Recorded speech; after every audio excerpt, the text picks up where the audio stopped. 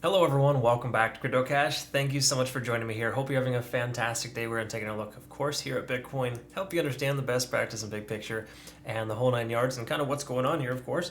Is it going to recover? Is it going to decrease in value? We're going to take a look at that and much more. So if you're new to the channel, not a financial advisor, love teaching people to trade. If you do want to become a better trader, again, go ahead and reference my website, cryptocash.tech. We have a trading university, academy, and signal group. Really awesome experience. We have phenomenal traders there as well, taking some massive profits here because we have this nice trade results section here where you can essentially see what these people are doing. And I gotta tell you, Crypto Capo and Blessed Acres, they're both doing fantastic right now. All right, so again, doing very, very well there as a community, so check that out in your own time. And if you want to become, again, a better trader, just feel free to reference that later. Okay, so here's where we're at for Bitcoin. Simply put, we're still underneath the 50-day set moving average, as I mentioned previously, which is disadvantageous. So just kind of jump right into that. Not only did we lose that recently, we've also lost the 20-day set moving average. So the 20 I'm not super worried about. The 50 is the most important, so being back up over the 50 would be ideal for us to go ahead and break through that level. It does reaffirm that 19,800 previous support is a new resistance. Okay. Also, we can reiterate the fact that this descending type of trend that you're seeing here is effectively still in play. So we cannot just go along with the presumption that it's going to break. It could very well continue lower. Okay. Now keep in mind, majority of the reasons why this is struggling as well is because traditional markets are down. We are not looking fantastic for S&P or NASDAQ. Even though dollar index is kind of drawing dead, traditional markets are decreasing in value, which kind of just allows Bitcoin to follow suit. So just bear that in mind. That has a lot to do with what's going on here, and that's the main reason why we're seeing a continued decrease.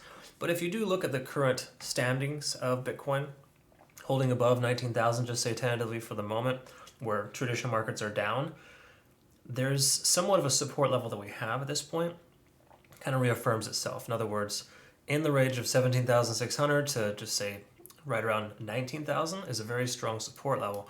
And what I mean by that is if you take a look at volume, you can see there's a tremendous amount of volume accumulation really close to where we're at and above that as well. Okay, so again, a lot of buying pressure in this range, which is another reason why we're going to probably be range bound for some time. I don't expect a significant breakout, but if we were to, I would say we're more likely to break upwards than downwards. But that's only based on the news and everything kind of coming up here. You know, we got the CPI data, the PPI data. Those things are all going to factor in my personal opinion, probably positively because it's kind of baked in. The price already being fairly low, the likelihood of the traditional markets dropping really hard very soon is pretty low. Because that's what it's going to take. We're going to need to see a 4 or 5% red day in traditional markets for Bitcoin to decrease below this current support level. Okay, that could very well happen. But the likelihood of it happening is fairly low, and what we could experience soon, especially when data is released, is a significant ugly candle like this where the price shoots up and shoots down and just kind of wrecks all longs and all shorts. That's pretty much what's going to happen. So I would just say be prepared and be careful trading over the next 24 hours. So anyways, that's kind of where we're at there for just the overview. If we take a look, of course, at the RSI, we're still under 50. We know this. We do have a MACD divergence here essentially as well, implying that further downside is likely. Keep in mind, that's not a guarantee. We have a strong support level here at about 18,800 that's still holding, and we're going to have to bridge that gap when we get there. Okay. Keep in mind, if that were to happen, just say, for example, a very close approximate on the lowest point, which we should see if we were to lose 18,800, would be right in the 18,500 range. Again, you can kind of see the candle wick here, the closure here, and previous wick down as well, kind of all accumulating at that 18,005 range.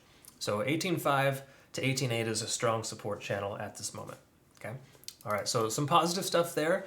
Are we going to continue to see further downside? It's hard to say, but we are 5 days into this continuation to the downside. Technically, you could say 7 days because there's 7 red days. So we've got literally 2 to 4 days left of potential downside, followed by a likely recovery. Okay, because again, you can only push something down or up for so long before it wants to reverse its trajectory. Okay, so that's kind of where we're at there in that regard, looking pretty darn good. Let's go ahead and take a look at the 4 hour and see kind of where we're at here. So on the 4 hour, we can see, of course, a pretty consistent continuation to the downside. We can see that we are at a 9 right now on TD sequential, and we hit a 9 previously. So keep in mind, when you see a 9, it doesn't necessarily mean it's just going to shoot straight up. But if you see 2 9s in a row, more specifically on the 4 hour time frame, then you can expect the price to likely recover from there. So I'm willing to speculate we're going to have a break out of some sort, maybe not significant, but more likely to break up than down at this point. Okay. Now again, keep in mind traditional markets, if they do not recover, this still won't matter much at all. Okay. It has a lot to do with that. So just a lot of it's kind of just based on the crazy state of the world that we're in right now. Okay. MACD is still diverging, but it is losing its momentum, which is good. So that's a positive sign there as well. And we did get a quote-unquote bounce off of 30 on the RSI. Technically came all the way down to 26. So again, hypothetically, you see the price come below 30 on the RSI. That typically implies it's going to reverse itself and come back up. And we saw the opposite previously here, right? When the top was hit, RSI up over 70, overextended, and it comes down to pull back, right? So again, just some things to kind of pay attention to. RSI on the 4-hour, I personally feel is it's more responsive. So in turn, you're more likely to see bounces off of those key levels, 30 and 70, versus just say the 1 day. The 1 day is a little more, it's a lot slower of a moving average. So you got to recognize it takes 14 days of data, not 14 candlesticks worth of data. So again, just something to kind of recognize there. And once more, I do cover all this in my Trading Academy, so hopefully you can learn from that. Obviously, if you're currently a community member, make sure you're using that. It's important to try to learn as much as you can, of course. And that's the whole point of my community, is to make sure that you guys are all learning and growing together. So here's kind of where we're at with the 1 hour. Let's go ahead and take a quick look at the standard stuff. You can see we had an exhausted state at a 9, previously come up to a 9. So in essence, even though the price action came up to a 7, got rejected, we should likely still see the price action continue sideways based on those numbers. And if we take a look at the cloud here as well, even though we've been definitively underneath the cloud for some time, it's running concurrent with this trend line. We can also see, though, that the conversion line is below the baseline, a lagging span is free and clear of price action. So that basically is telling us that taking a long position right now would be foolhardy and not recommended. Even though majority of things that I've seen here so far does lead me to believe that we should experience an increase in price here soon, I wouldn't expect it to be phenomenal. It might be dramatic, of course, when CPI data is released, and obviously you want to pay attention for that, but for the moment here, there's no green lights to take a long. Basically just saying leave your short position open until one of these two things closes. So hypothetically, if the price goes sideways from here, in the next six or 7 hours, you'd probably want to consider closing your short position. It's basically what the lagging span is telling us. And I love it because it's basically 3 indicators in one. The Ichimoku Cloud is by far my favorite indicator, and highly recommend you start learning how to use it. I do have instructional videos on that. I cover that in detail in my Trading Academy.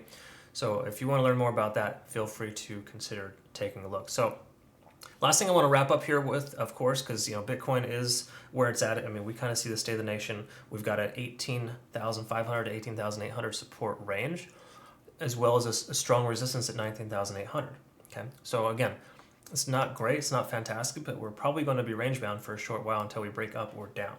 That's the likely scenario there. But the one thing I do want to highlight is some positive here, of course. I know I touched on this earlier, but Blessed Acres, man, you're doing a great job. Keep up the good work. Super proud of you. I mean, this guy is cranking out some really, really good results here, especially with some Bitcoin shorts and longs. Crypto Capo, of course, as well. One of my youngest members. Absolutely awesome, killing it. And he had some unfortunate circumstances previously, but now he's working his way up, getting back in the game. And that's just exactly how it goes. Same thing too, of course, look at Plus Takers just going crazy. Cameron as well is one of my newer members. Look at that RSR short, well done on that. And then of course we got Zach killing it as per usual. And then obviously, furthermore, more Zach behavior. So standard stuff here, of course, but generally speaking, that's where we're at here for just kind of the general recent results here in our community. And these are all cool things. We've got a bunch of day traders all working together to kind of figure that out. They kind of band up and help each other become better traders. So it's just an awesome experience. I'm super thankful for that being part of my life. Thank you all for obviously playing an impactful role, and moving forward too. If you're new to the channel, just in general, as a community member, we're going to start giving. I'm going to start doing giveaways here soon. We're still figuring out the parameters of what that might look like.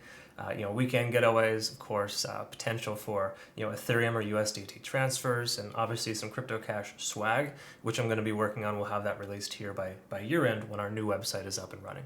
So some really cool stuff coming up here.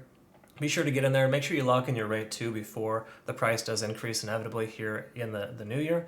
We've got a lot of new members coming over for that reason, specifically because honestly, the value that you get is tremendously outweighs the cost. Okay, so check that out, and again, in your own time. CryptoCash.tech is a site.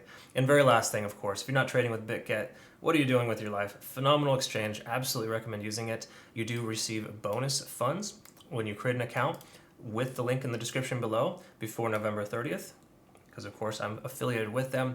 And keep in mind, all you got to do is transfer funds and use the exchange. Simply put, you'll get a decent amount of healthy transfer bonus there, and I was able to benefit from that. A lot of my members were too. So please check that out in your own time. Phenomenal exchange. All right, we'll look forward to seeing you all in the next video. Hope you have a great rest of your day. Take care.